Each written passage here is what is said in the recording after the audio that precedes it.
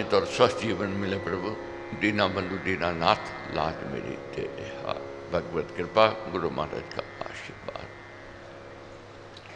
श्री स्वामी जी महाराज का क्या कहना है, क्या कथन है, क्या उपदेश है।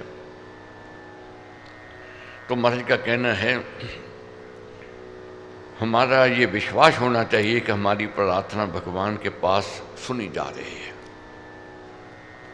प्रार्थना करते समय ये विश्वास को जगाओ कि हमारी प्रार्थना सुनी जा रही है।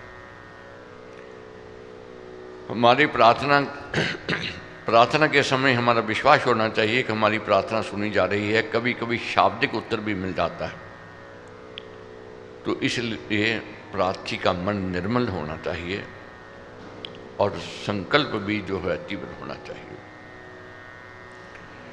परमेश्वर के को अपने अंग संग समझना ठीक है।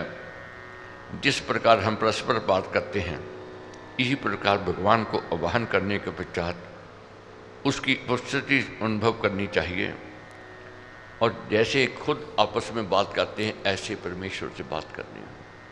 जैसे दो मिलकर व्यक्ति बैठे हैं, आपस में बातें कर रहे हैं, ये सुन विश्वास है, मैं कह रहा हूँ वह सुन रहा है, मैं कह रहा हूँ वह सुन रहा है।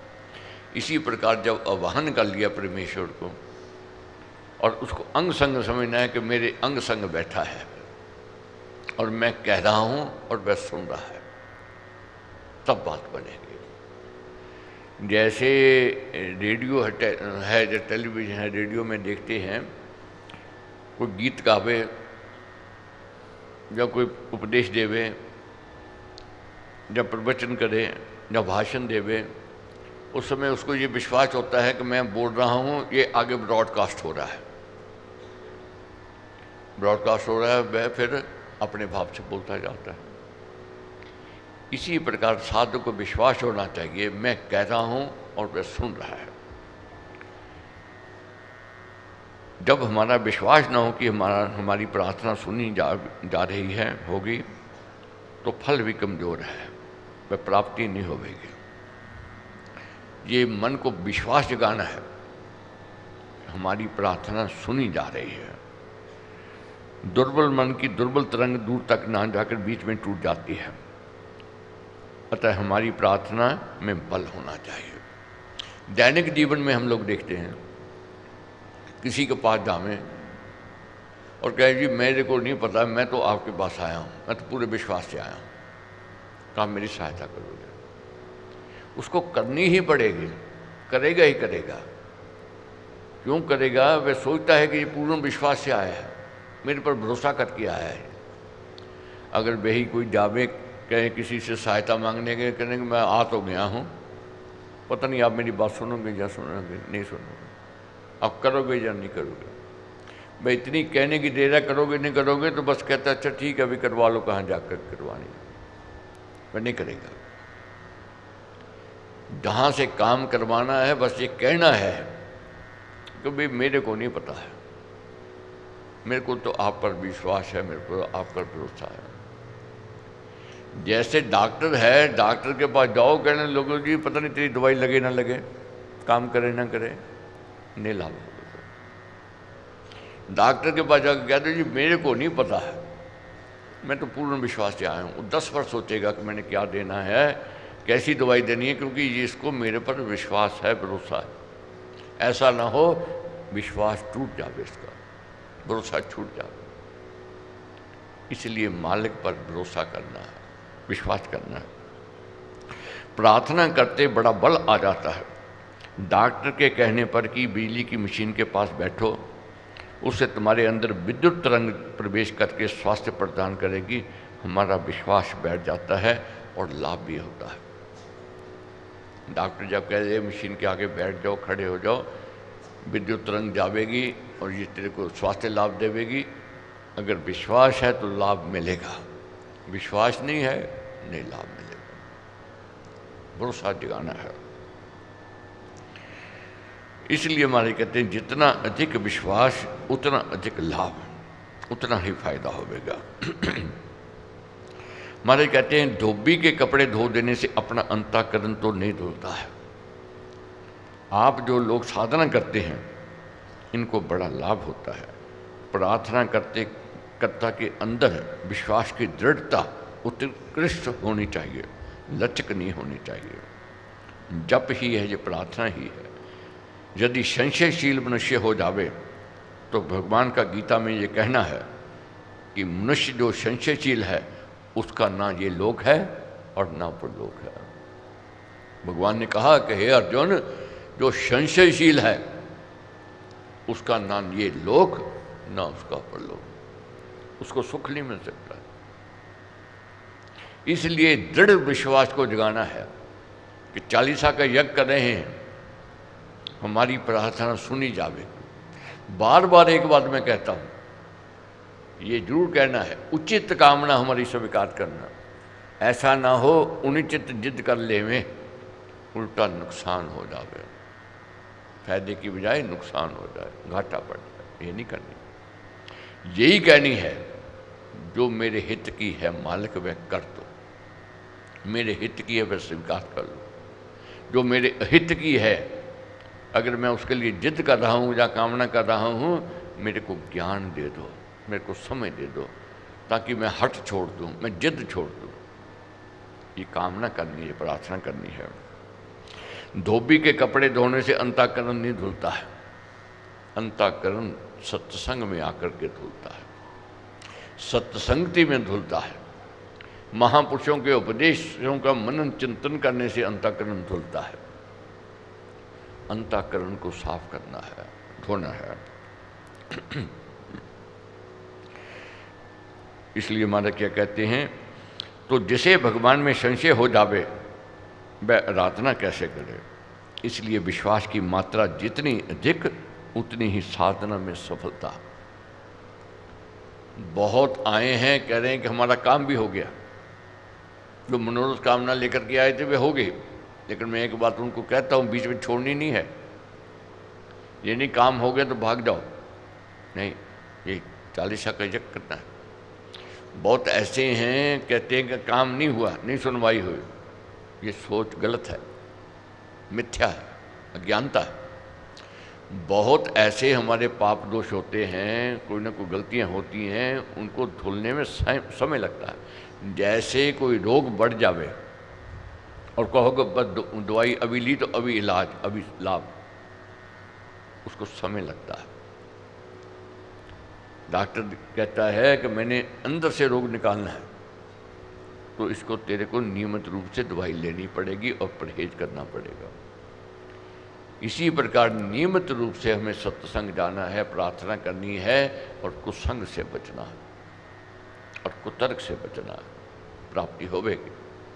खाली नहीं कोई जावेगा यहाँ से, मैं विश्वास से कह सकता हूँ, क्योंकि तारक मंत्र राम है जिसका सुबल पार, इस मंत्र के जाप से निश्चय बने निस्तार, ऐसा महाराज का कहना है। इस विश्वास को मैंने भी और आपने जगाना। पूरे विश्वास से राम नाम का सिमरन करें तो बिल्कुल सत्य है कि काया पलट जावेगी। ये श्री स्वामी जी महाराज के शब्द हैं, निश्चय बात है, अटल बात है, काया पलट जावेगी। जीवन में परिवर्तन आवेगा, जीवन में खुशहाली आ जाएगी, इसको कोई रोक नहीं सकता। ये समझ लेना चाहिए, दूसरों में कहने की बात नहीं है, ये अपने आप में विश्वास को जगाओ, तब प्राप्ति है। तो सीधा साधन देव की आराधना करना है, ये ऊंची बात है।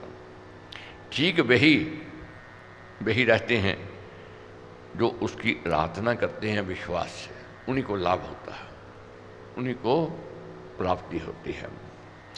चोला जो पाप से काला भरा हुआ है वह स्वयं पाप से धोना पड़ेगा। पाप खुद करें और प्रायश्चित दूसरा करे, नहीं हो सकता। ठीक है, पत्नी पति के लिए प्रार्थना करती है, पिता पुत्र के लिए करता है, भाई भाई के लिए करता है, मगर किसी को पैसे दे करके कहें कि तू मेरी प्रार्थना कर दे, उसका ध्यान प्रार्थना में नहीं होगा। आज हमारी स्थिति क्या है, बस काम रेडीमेड मिल जाए, हम कुछ ना करें। जाते हैं इधर उधर भटकते हैं, ये लो पैसे ले लो, मेरे लिए कोई उपाय कर दो, मेरे लिए कोई अनुष्ठान कर दो। उसको भी खरीदते हैं, मालिक को, परमेश्वर को भी, खुद नहीं करेंगे। तो महाराज का कहना है कि पाप खुद किए हैं तो प्रायश्चित भी खुद करना है, क्षमा याचना भी खुद करनी है। अब कहे को पैसे दे करके मैं दूसरों से करवा लूँ, नहीं हो सकता। ऐसे तो बड़े बड़े अमीर आदमी बैठे, अरबों खरबों पति बैठे, फिर तो अपने पाप पैसे से धुलवाते रहे, वह तो अपने आप को ही धोखा दे रहे हैं। इसलिए प्रायश्चित खुद करना है, क्षमा याचना खुद करनी है। उसके आगे गिड़गिड़ाना है। बच्चा खुद गड़गड़ा गावे आपकर माँ बाप के आगे, तो माँ बाप कितने कठोर स्वभाव के क्यों ना हो, करना उनकी जागृत हो जाती है। माँ कितनी कठोर है, पिता कितना कठोर है, मगर बाल को रोता नहीं देख सकते। इसी प्रकार ये परमेश्वर है, कह देते हैं वह तो कठोर है, वह तो पत्थर है, सुनता कहाँ है। ये अज्ञानी कहता है, ना समझी वाला कहता है। वह तो करना निधान है, वह तो दुख भंजन है। तो इसलिए महाराज कहते हैं जप करो, भक्ति करो, आराधना करो और उससे कृपा की याचना प्रार्थना करो।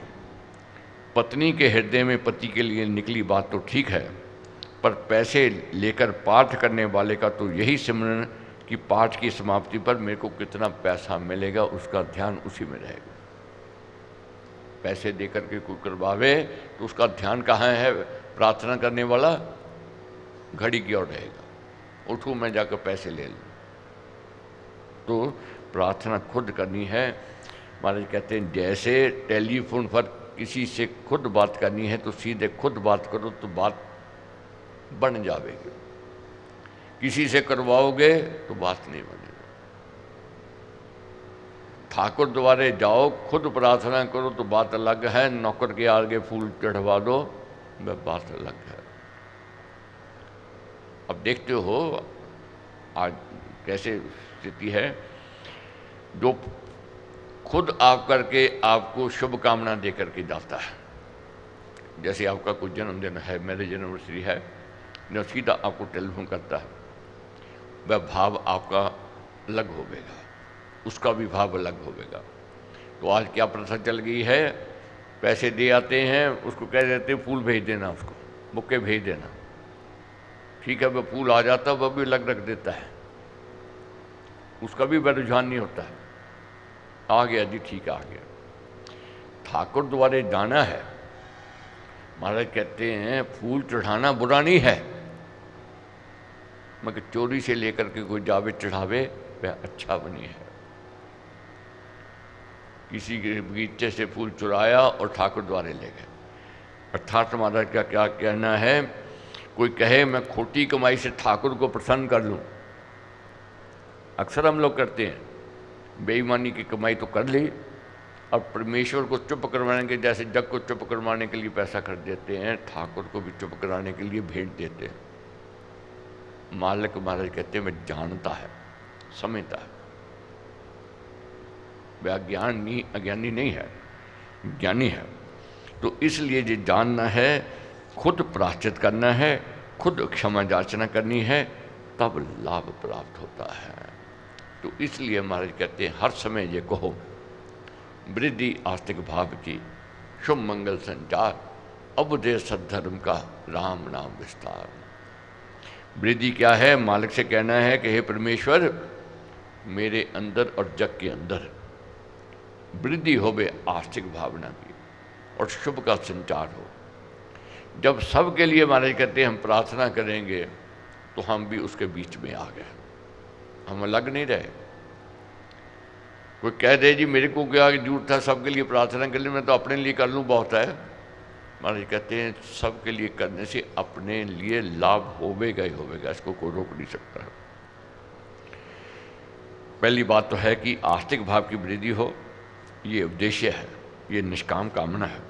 और शुभ का संचार हो, ये प्रार्थना है, ये करनी चाहिए। मेरे अंदर सद्धर्म का प्रकाश हो, विशेषता राम नाम का विस्तार हो। तो इसलिए ये भाव, ये दोहा, ये बार बार पढ़ने से अंदर आस्तिक भावना जागृत होती है और परमेश्वर के प्रति विश्वास प्रबल हो जाता है। इसलिए नित्य प्रतिदिन ये कहना है कि मुझे भरोसा राम तू दे अपना अनमोल, रहूं मस्त चिंत में और कभी ना जाऊं।